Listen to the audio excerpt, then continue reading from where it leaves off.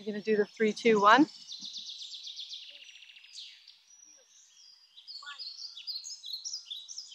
Hello, and welcome to the Lone Larch Podcast. Today is April 24th, and we are in my backyard today. Emmy is around with me today. She's playing on the swing that is behind you. Do you want to come say hi? No thanks, she says. Okay, here I am. How is everyone? I hope doing well and happy that it is getting so warm outside. The snow's almost gone, right, Bird? There's still a few glaciers hidden among the shadows and stuff, but it is warm and it's very bright out, and I'm not used to not having sunglasses on out here. So I'll try and keep my eyes open, but it's hard.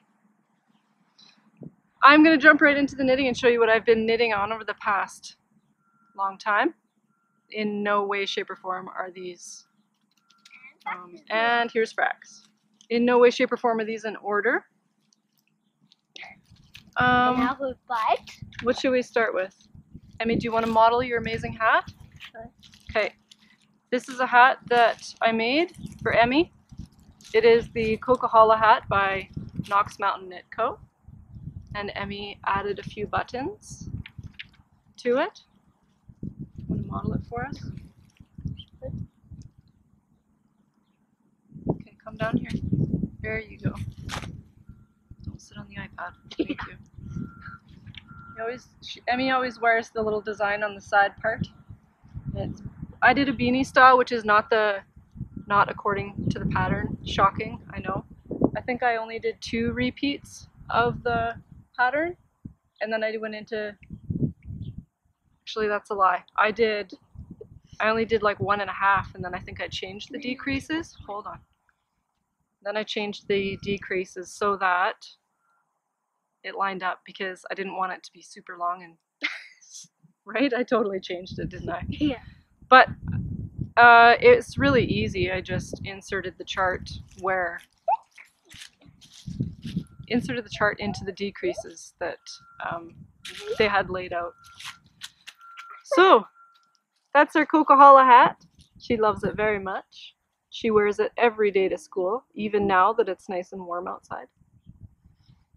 The yarn that I used for it is Fiddly Dye Works Organic.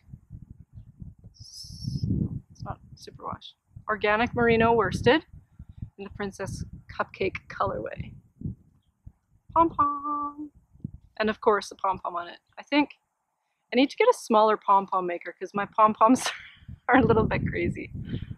They seem a bit much sometimes. On Emmy, they look awesome, but sometimes I feel a bit ridiculous. Okay, do you want to do the next one? Yeah. You gonna be my model? Yeah. Okay. Which one is that? That is the brioche hat. It doesn't have a name. This brioche hat came out of my brain.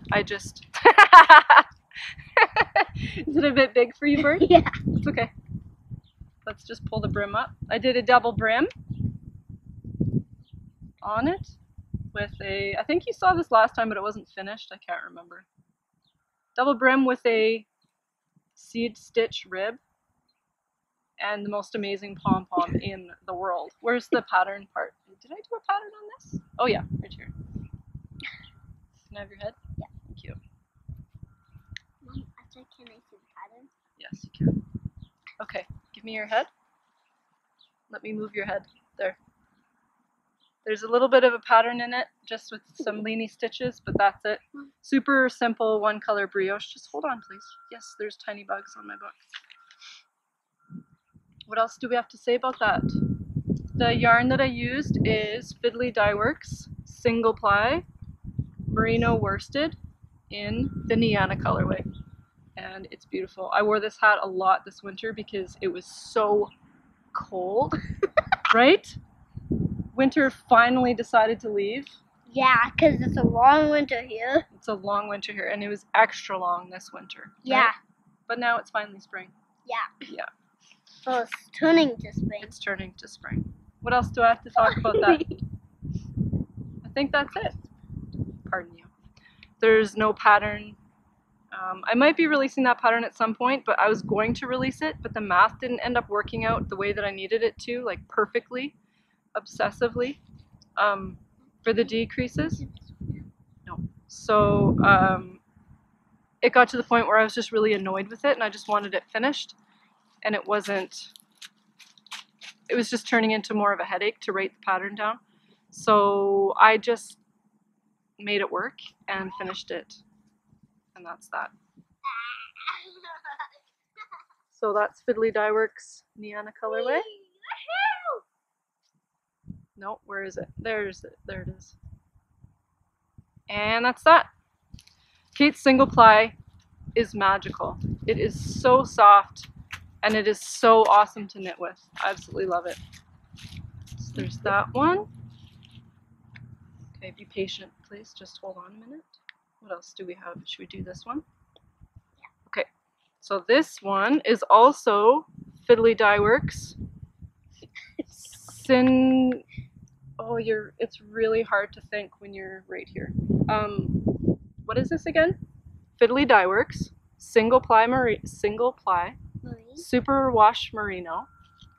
And this is the colorway from our last yarn and bag kit that Kate and I did, called Off the Beaten Path. Yeah. And because I loved it so much, I ordered a skein from Kate, and here it is, and it's magnificent. So, would you like to be the model, little bird? Yeah. Okay. This one's floppy, so I have to kind of make it sit properly on your head. Mm-hmm.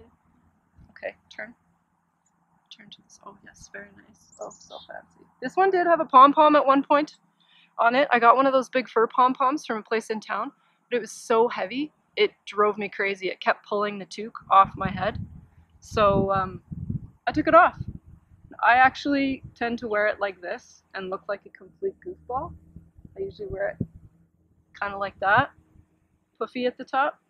I don't care. It's so warm and cozy. I love it so much. So I told you the yarn. What's the pattern? Do you know? Do? I do. I wrote it down here in my handy book. The pattern is, I don't know how to say this. It's K-O-B-U-K by Boylan Knit Works, and that's Caitlin Hunter.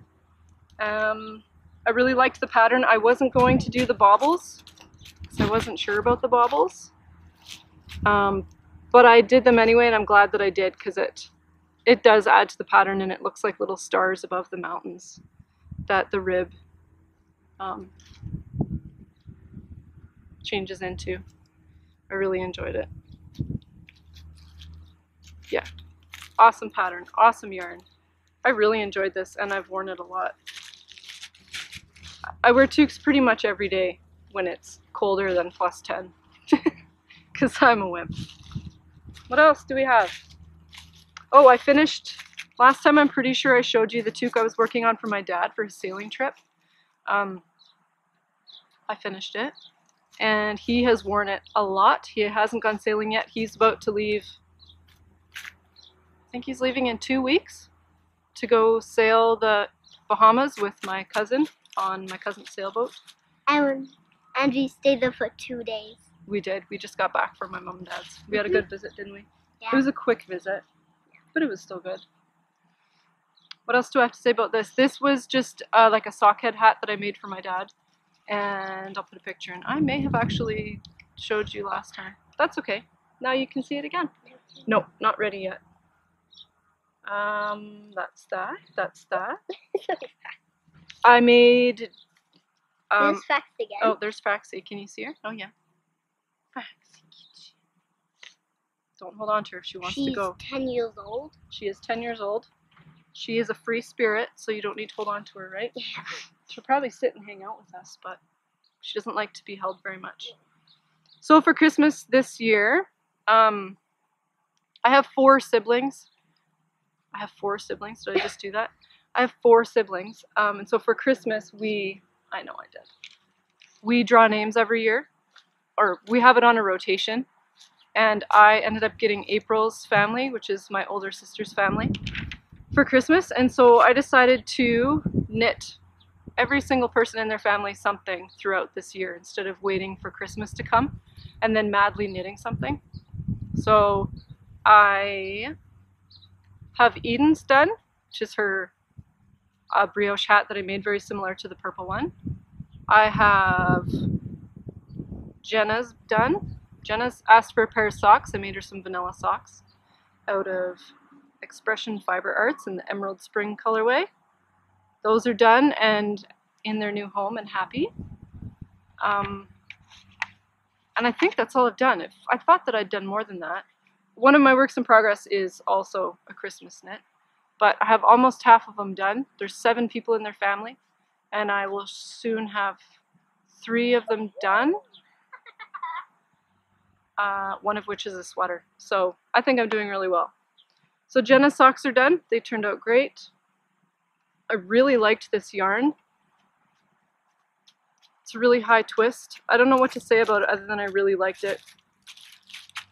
It's actually very similar to a different base that I'm using, which is something else I'll show you later. So that one's done. What else? What other odds and ends do I have in here? Did you already show this? No, not yet. I'm going to do this first and then you can show those, okay? What was I going to say? Oh yeah, Buddy's neck thing. So you know the cowl that I made Jared for Christmas, the arbor cowl without the yoke by West Knits? I made one for Jared for Christmas and he was wearing it to work. And one of the boys at his work asked for one because he liked it and Jared talked it up so much. He was wearing it when they were outside working in -30 and it was keeping his face not numb. It was crazy this winter. Dad was really cold weather, wasn't he? Yeah. So anyway, I said sure, I'll make another one because I'm really enjoying brioche. So I just cast on a super simple 2-color brioche cowl. I can't remember what the stitch count was that I started with. I think it was 144. 124, 144, I don't know. I'm going to work up that pattern again and probably put it out as a free pattern as well. But these are the 2 colors that I used for it. This one is a fingering weight that I dyed myself. And so I just held this one double. And then this is just a Patton's, what's it called? Patton's wool, classic wool. Patton's classic wool that I got at the store up the street. So the contrast between these 2 yarns is phenomenal. So I'll put a picture in. And actually I think I even have the picture that the guy sent me of him wearing it. So I'll try and put those in. So that was that. I've been doing a lot of brioche. I got kind of on a brioche kick and was really enjoying it. We have 3 cats. We do have 3 cats. Thanks for that announcement. Fraxy's sitting over there. Okay, you ready to show the what you were just holding? Another thing, I just finished these not long ago. You have to hold it this way a little bit closer to me. Nope, back up. That really hurts my leg. Yep, right there. These are some vanilla socks that I made for myself using a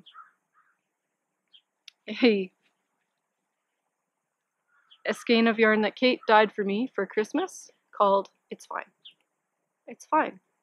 That's what it says on my mom's window. It does say that on my window. That's why it's so funny, because I say it all the time to try and calm myself down and realize that it's gonna be fine. Everything's fine. So I made some socks with this.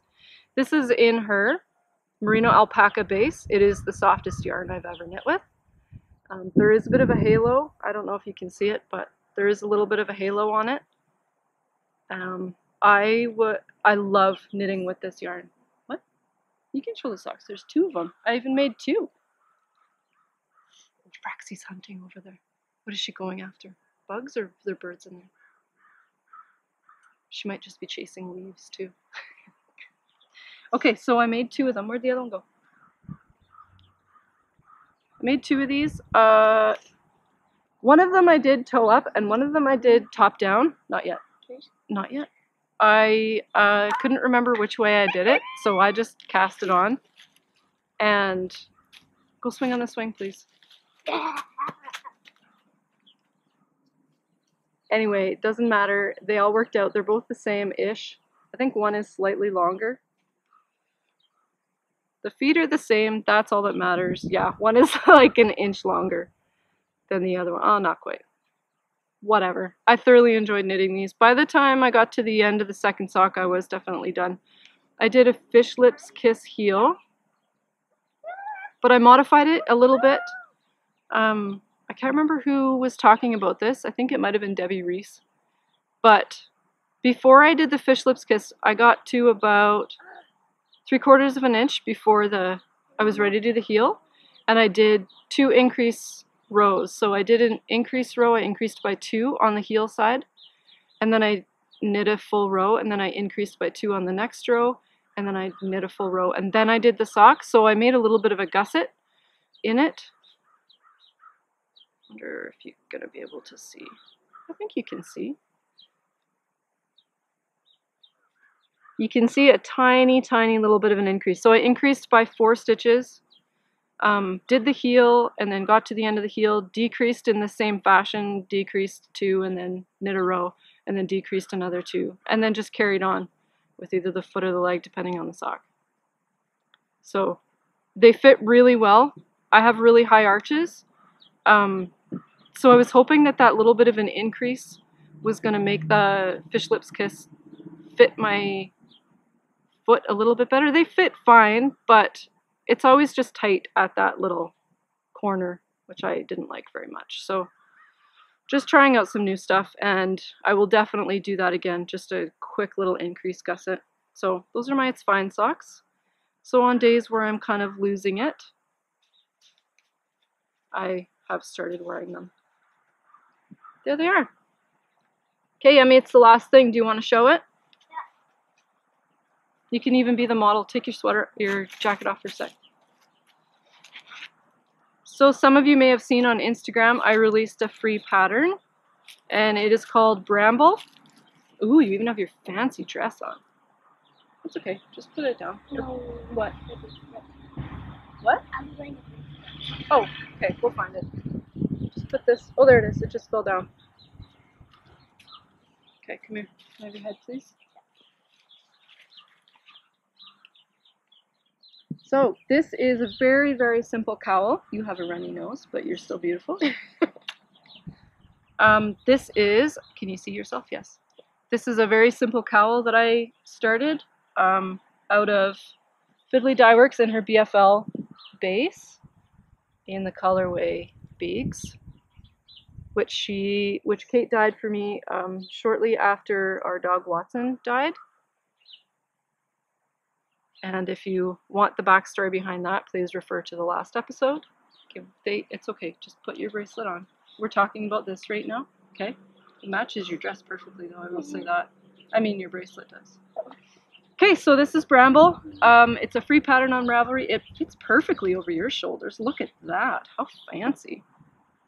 It's very, very simple. It's just a seated rib for 1 inch and a bit, and then you just knit straight for a little ways, and then you do slight increases as you go down, and it gets wider and wider and wider, and then you do the same rib on the bottom.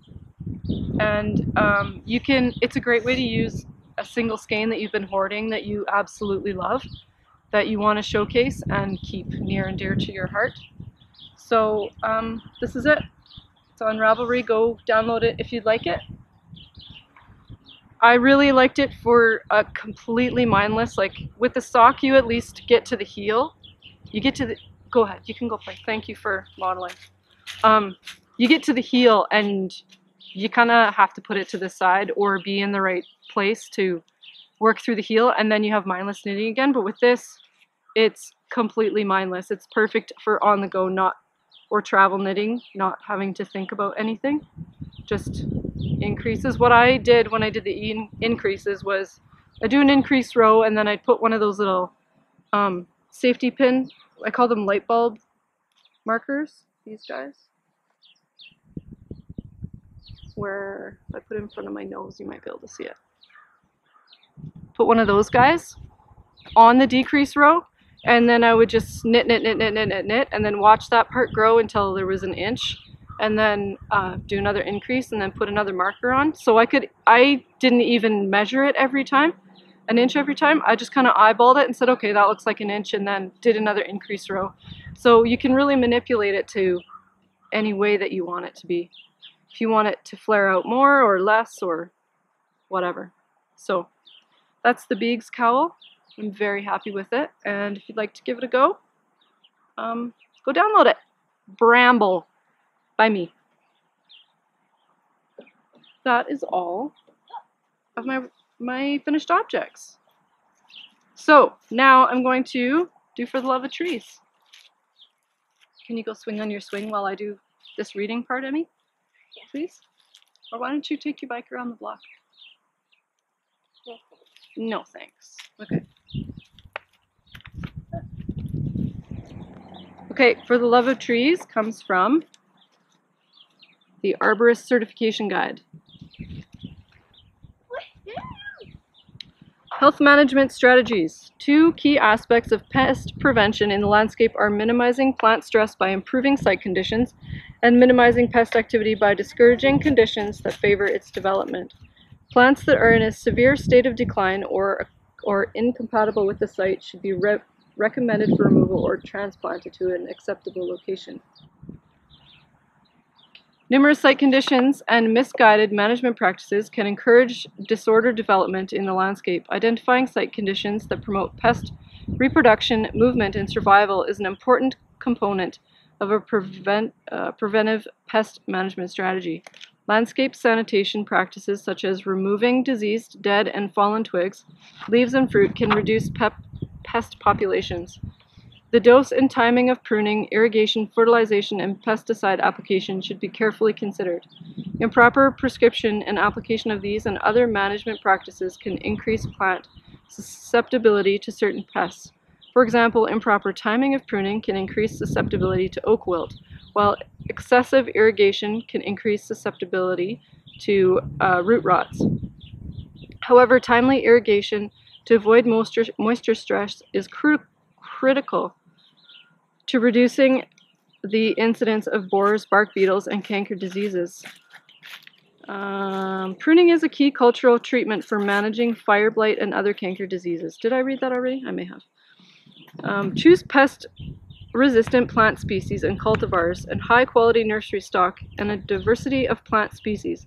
Proper plant selection is very important in minimizing pest problems and can considerably reduce the need for control, particularly pesticide use. Oh, now she's skipping rope. She's not distracting at all. It's fine. Whatever.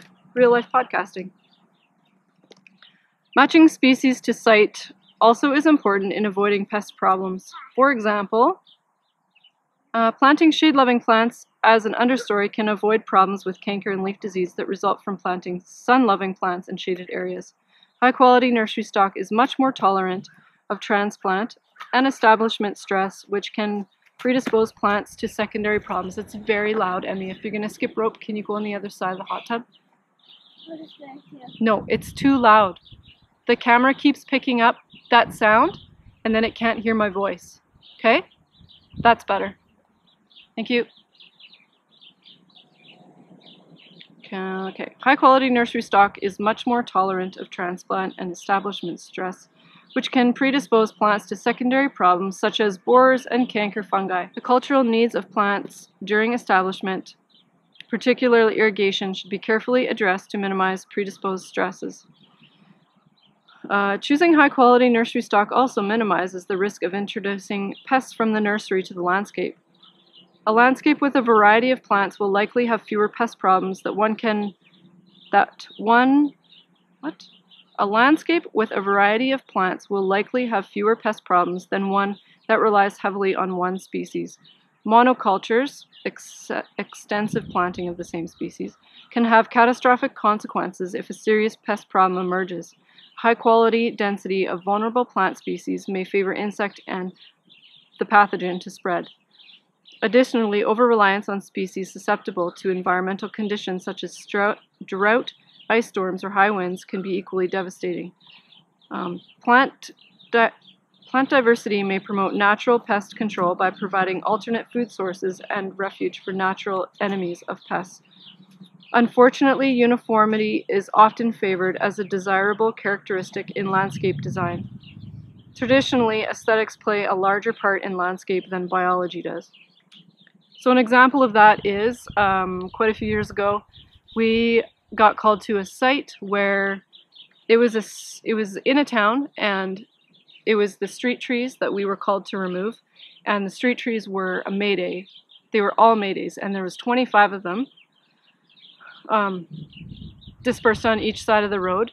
And something that really affects maydays and chokecherries in general is something called black knot.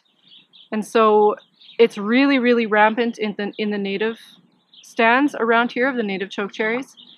And this town is a very small town, just on the side of a river, which most towns are. But so there's a huge native population of these chokecherries.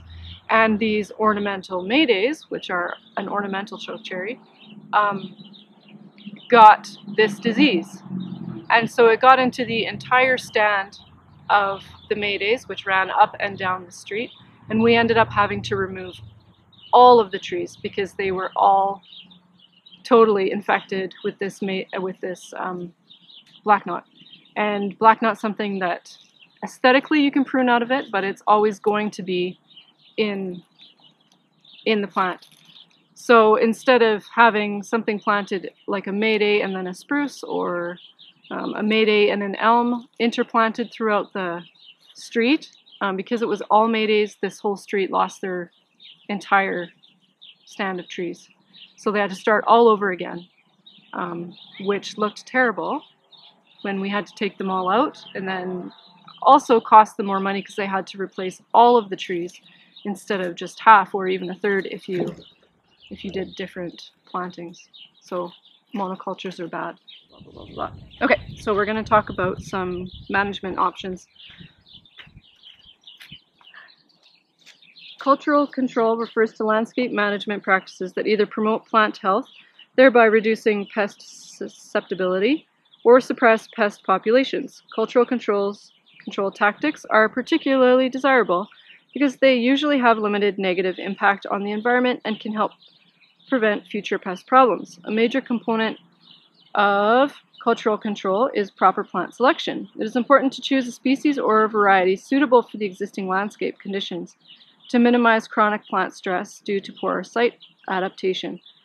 Always select high-quality nursery stock, again, to minimize establishment-related stress and introduction of new nursery pests to the landscape.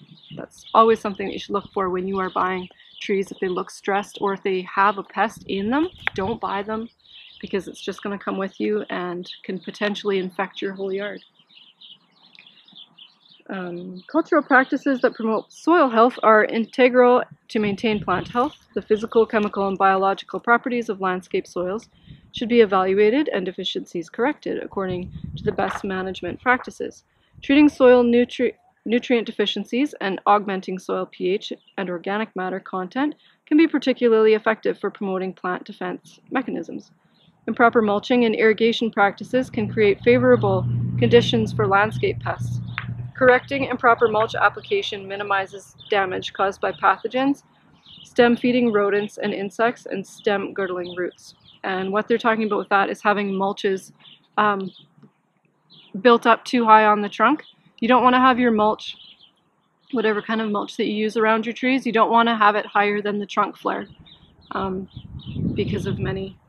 It's just not good for the health of the tree. It makes a better home for those rodents that will feed on the trunk of the tree, and also if it's too wet, it will actually rot out the trunk, and then the tree is not stable anymore. Pruning can be an effective cultural management practice for suppressing localized pest populations. Often this is a recommended tactic for certain canker diseases. Crown cleaning of dead and declining branches can remove breeding and refuge sites for certain pests. Sanitization is another important cultural management tactic that entails the removal and proper disposal of dead or infected plant material that accumulates in the tree or on the ground. This debris is an ideal habitat for certain pests, particularly overwintering pathogens, insects, and mites. Going back to the black knot, if you have black knot in a tree that you have and then you end up pruning it out, to just leave it on the ground, you're not getting yourself any farther ahead. The the pathogen will just live in those branches and continue to infect all of the trees or shrubs around it that are susceptible to it.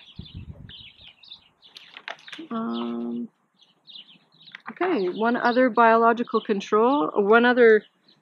cultural control, is a biological control. It's the suppression of pest populations by three main types of natural enemies: predators, parasites, and pathogens. Most landscape pests have biological controls that naturally regulate their population.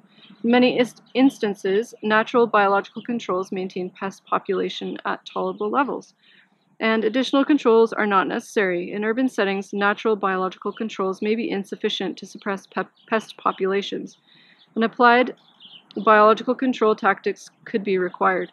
Traditional pesticide application may be inappropriate in landscapes near bodies of water, food crops, playgrounds, or patios. In addition, some clients may oppose pesticide in their use in their landscape due to personal health or environmental concerns.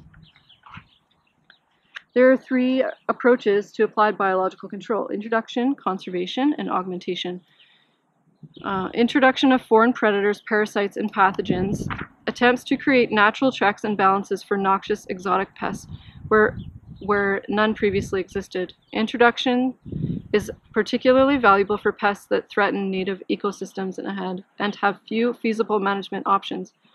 Conservation involves strategies to conserve existing predators, parasites, and pathogens, such as providing supplemental habitat and limiting use of broad-spectrum pesticides. Augmentation of natural biological control entails the rearing and release of beneficial organisms to supplement existing populations in the landscape. Many types of beneficial organisms are commercially available for use in IPM, which is Integrated Pest Management Programs. These include lady beetles, lacewings, predatory mites, and parasitic wasps. Biological controls are generally slower and less consistent in managing pests than other controls. Pesticides often kill the target pests within minutes or hours of application, whereas biological control can take days or weeks to suppress a pest population. There's also greater uncertainty about the outcome of biological control application. Once established, however, biological controls can become relatively permanent by becoming part of the functioning ecosystem. So an example of biological control that we use in our yard are ladybugs. We have a very large hedge that goes, a cotoneaster hedge, that goes around the front of our property, and some of the years that we've lived here, we've had a massive aphid infestation, just depending on how the spring has been and the winter. And one year we had so many aphids that you would walk by the hedge at the front and you would be absolutely covered with them. They ended up defoliating a lot of the hedge, not completely, but they changed.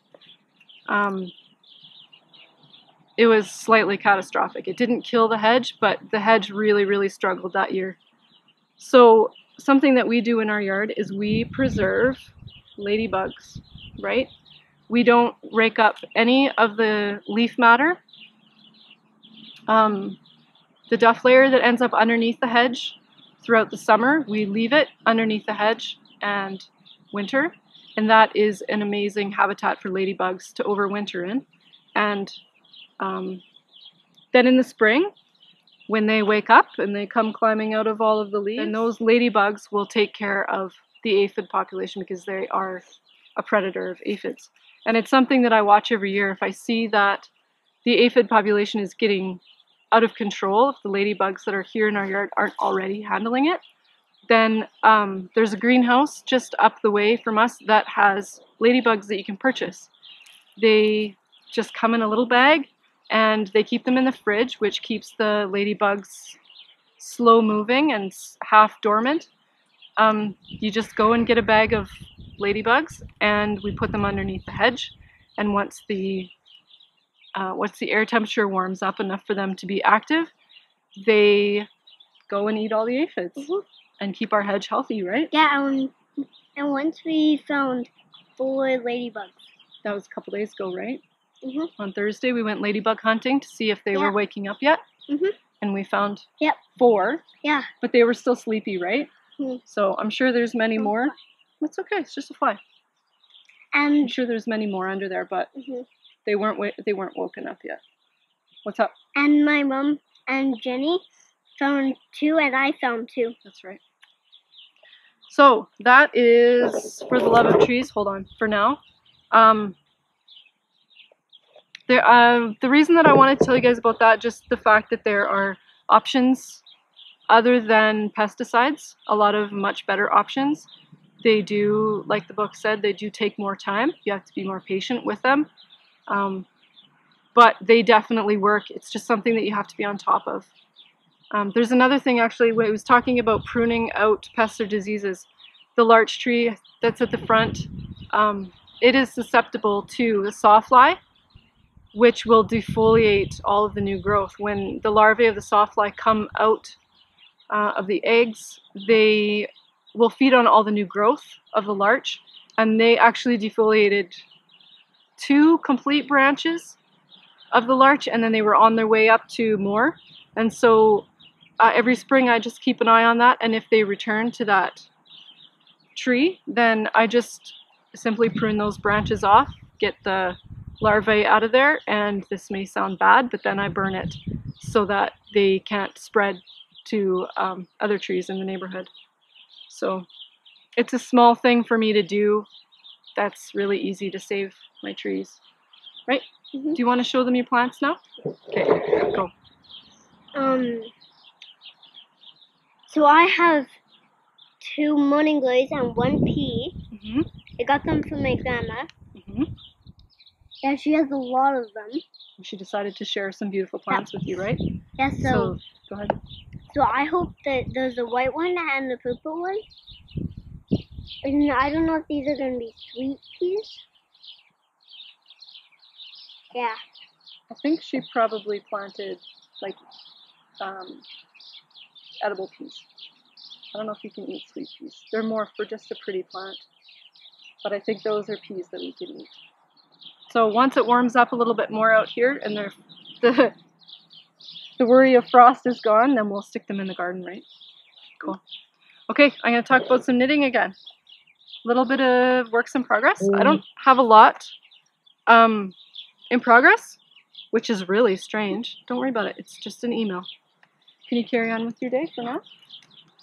And call me if you need any. I will call you if I need any more modeling. So the few things that I am working on are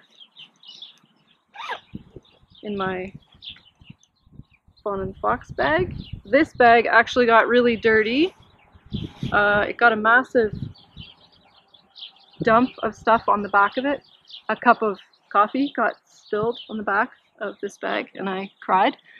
But I threw it in the washing machine and crossed my fingers and it totally came out. And it's just wrinkly now, but I don't care if it's wrinkly. So good to know, Laura, you can just chuck your bags in the wash and hang them to dry by the fire and they're totally fine. Okay, so this sweater is one of my Christmas knits that I'm working on for my youngest niece, Alberta, good grief, for my youngest niece in April's family. Her name is Rhiannon. Her name is Rhiannon, and I am almost done. This shawl collar looks a little weird because it's not buttoned up. We have almost a full sleeve. I'm about 3/4 of the way on that sleeve, and then I have 1 sleeve left and I'm done. And it looks kind of blown out here. But the yarn that I'm using is Fiddly Dye Works. The gray is just charcoal gray in her BFL base, and the maroon is Fiddly Dye Works in the Riley colorway on the merino alpaca base. Yes, I'm mixing bases and it's totally fine. It's not a big deal. And I'm loving the way that it's coming out. It's really hard to... I've been trying to photograph the colors of this sweater and it's been really hard to capture them properly. It looks so good in real life. I hope you guys can see all the tonalness in there. There is a charcoal in the Riley as well. So it's really cool to see how the stripes are kind of disappearing into the gray stripes. I absolutely love the way it's turning out. So Rhiannon is 8, 9. She's 8. Rhiannon is 8, and she's the same size as Emmy. Emmy, actually, I'm taller than her. yeah, Emmy's only 6. Yeah. But she's a giant. Yeah, and I'm taller than a 6-year-old even when I was 5. Yeah, you are a tall child. But anyway, it's awesome because I can just hold it up to Emmy to check my sizing instead of stressing that it's not going to fit Rhiannon. So it's pretty handy to have. What? No, I'm not going to get you to try it on. But thank you. So those are the 2 colors I'm using: charcoal and charcoal and Riley.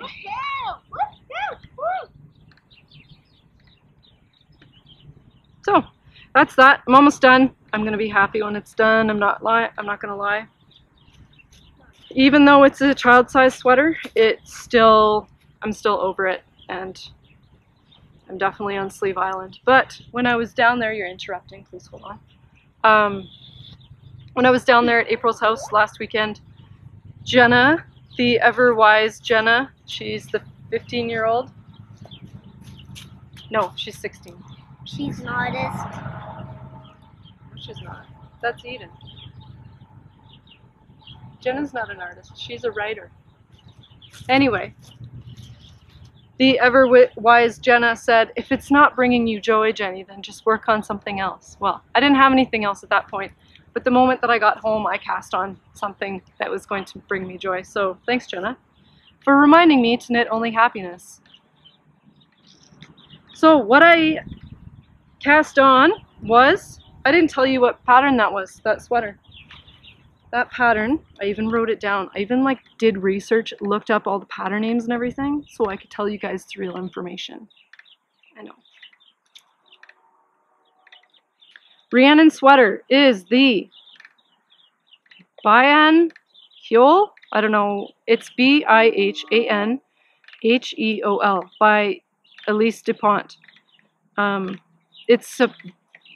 chose the pattern and I knit it. The only thing I have to say about the pattern is that on Ravelry it is listed as a fingering weight pattern. It is not fingering weight. It is sport weight. Even a DK weight. I spent a lot of time swatching to get the proper gauge. Yeah, it's not fingering weight. If it was fingering weight, it would be practically a see-through sweater. And that's not what the picture was showing, and that's not the kind of sweater that I go for. So I ended up having to not change the gauge, but I used fingering weight held double instead of what they called for, essentially. Okay, so anyway, what I cast on is a pair of socks. The pattern I am using for it is Vanilla is the New Black by Annie. Is that how you say it? Vanilla is the New Black. And it's pretty much just a vanilla sock, only the heel is really cool. Did you see the heel? I'm sure you know what this is. Lots of people have been making these. So I'm giving it a try. I'm curious how that heel works out. I'm excited to knit it up. So the yarn that I am using is yarn that I got when I was at Kate's house last October for Knit City. We went to Valley Yarn, as we do almost every time I go out there. And I picked this up. It is called the Blue Brick.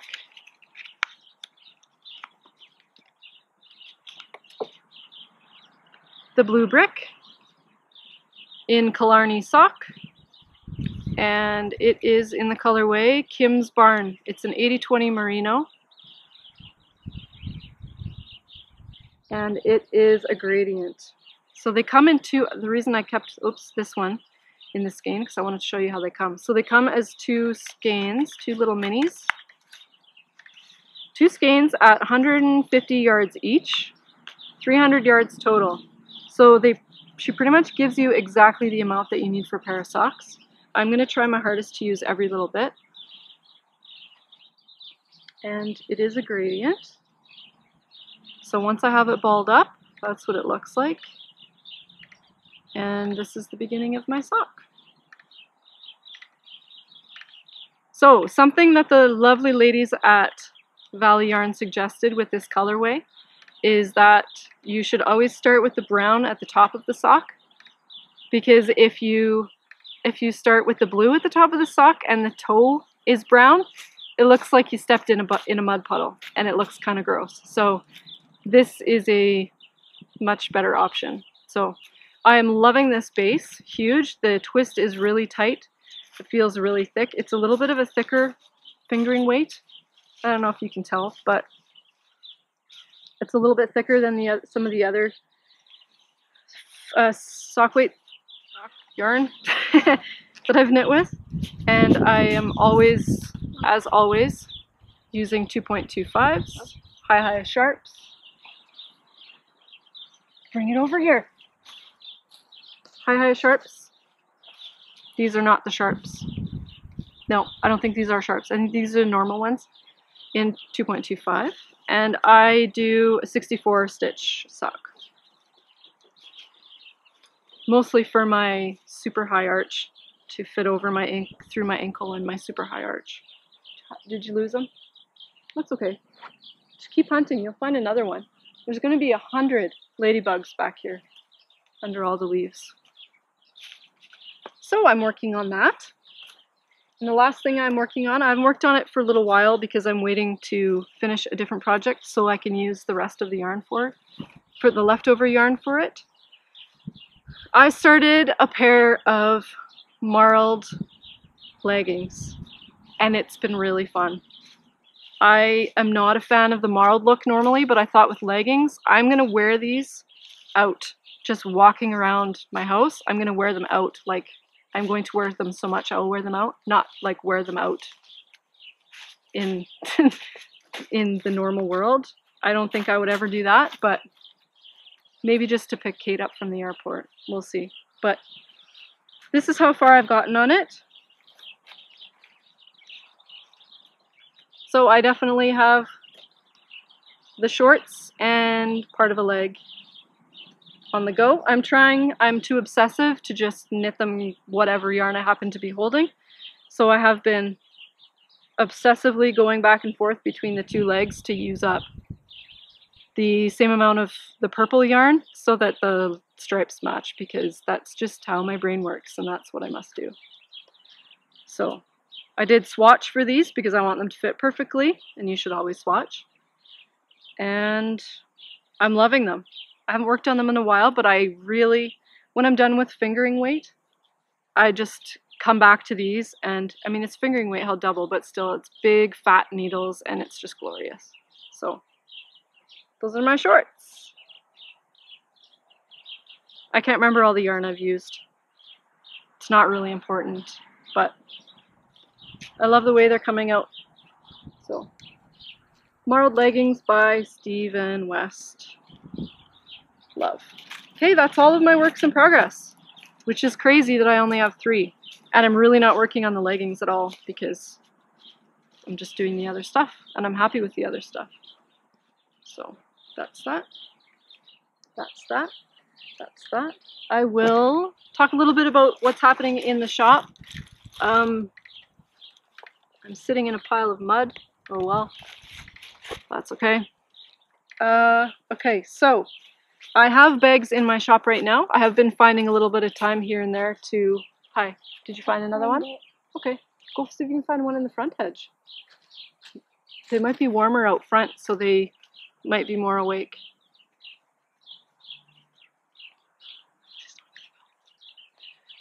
What was I saying? There's bags in the shop. I have found a little bit of time to do some sewing, which has been great.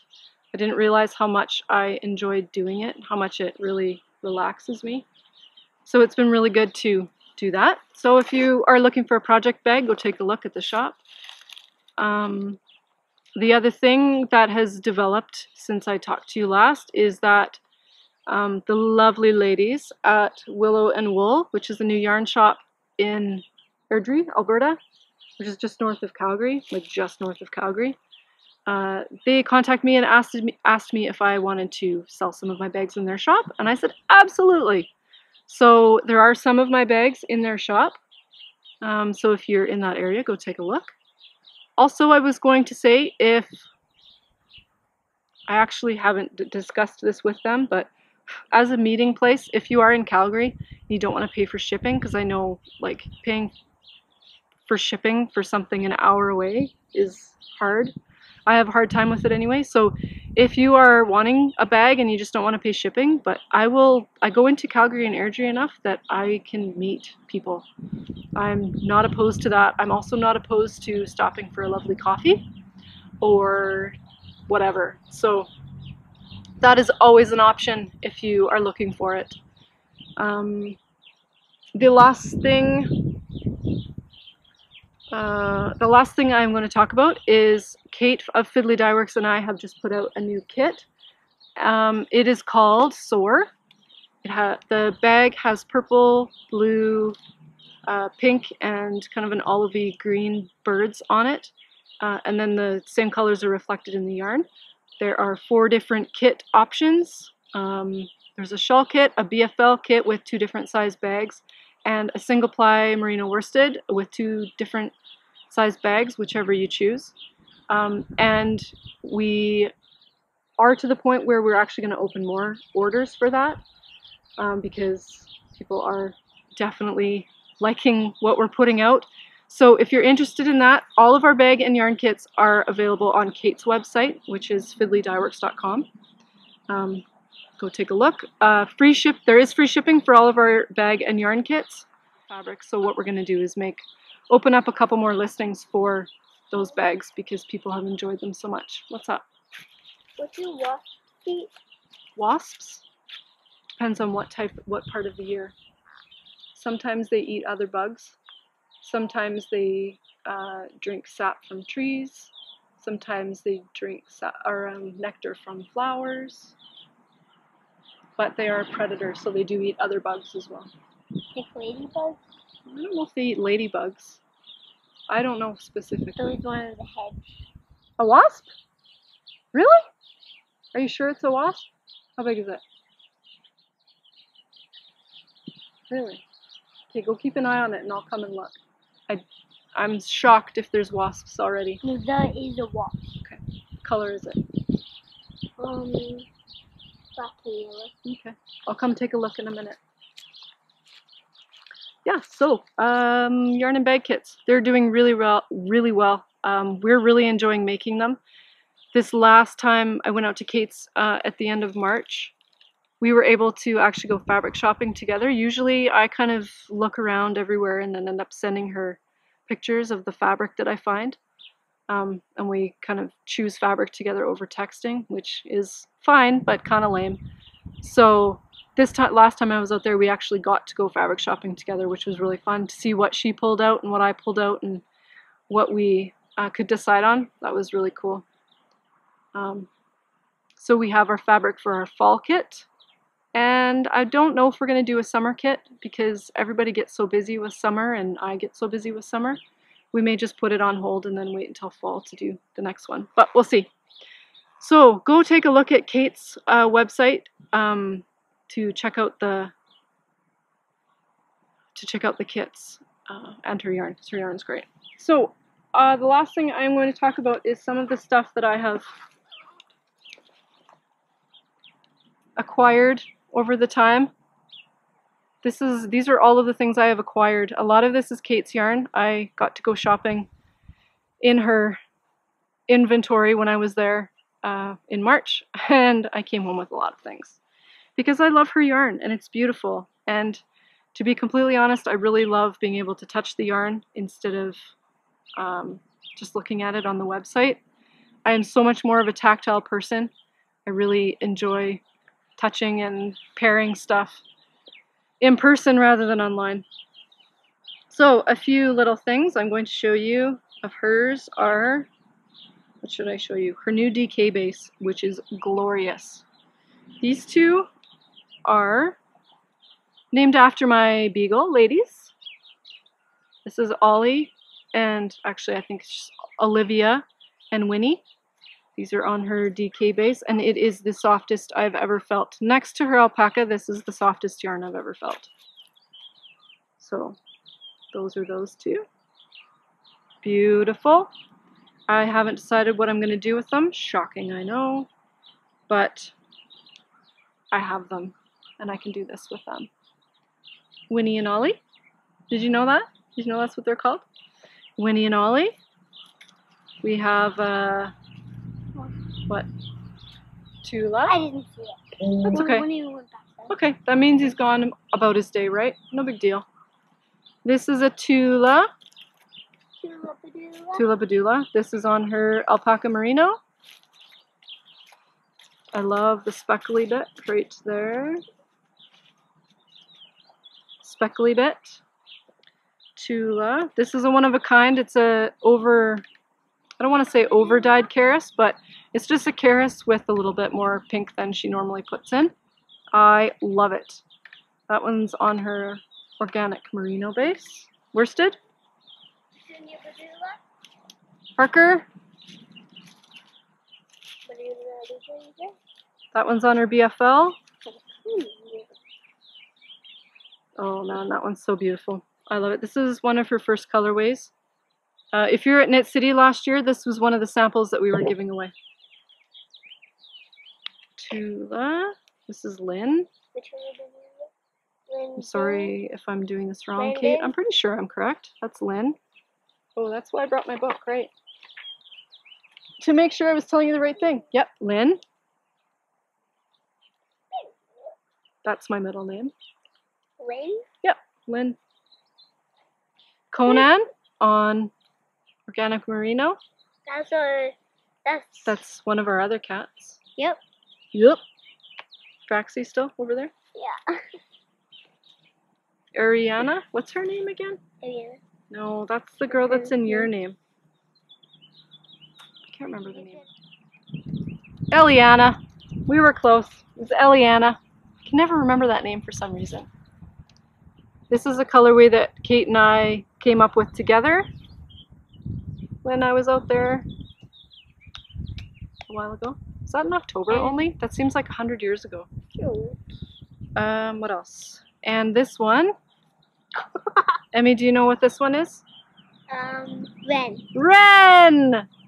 That one is My middle name. Emmy's middle name. Mom, look at Foxy. Love it. Lavender purple with the tiniest little... Yeah, I see her.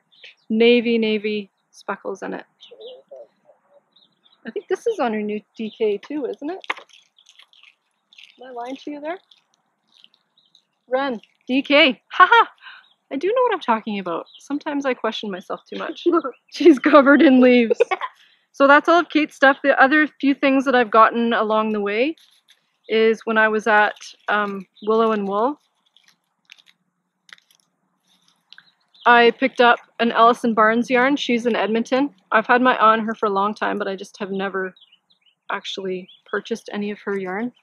This one is called Boots or Hearts, and pretty sure you dyed this, Allison, right after Gord Downey of Tragically Hip died. That's one of their songs, Boots or Hearts. So I love this colorway. This will turn into a new design of some sort. I hope you can see the pinkness that's in there. Kind of like a dirty rose. Ooh, it's pretty. Okay, and my last question for you guys before we sign off is Jess from Haven Fiber Arts was having a sale a while ago, and she had a skein of flower crown in that sale, or in her shop or whatever. So I grabbed it because whenever it was, when was that? October at the Shindig in Calgary. It wasn't the Shindig, it was the other one. Fiber Arts? I don't know what it was. Anyway, some fiber thing in Calgary. I picked these two up, and I wanted to grab another one of these so that I could come up with a fingering weight sweater quantity. So if you have a fingering weight sweater suggestion pattern suggestion, please leave a message in the comments below on where I should even look, because I've looked a little bit and I just kind of get lost in all the options. So what's your favorite fingering weight sweater pattern? Please. Thanks. I think that's all we have to say. Do you want to say goodbye? Bye. Bye. We're going to carry on with our day. See you later. I hope you guys have a good day. See you later. Big kiss. Ready? Mwah. Bye. Okay. Come here.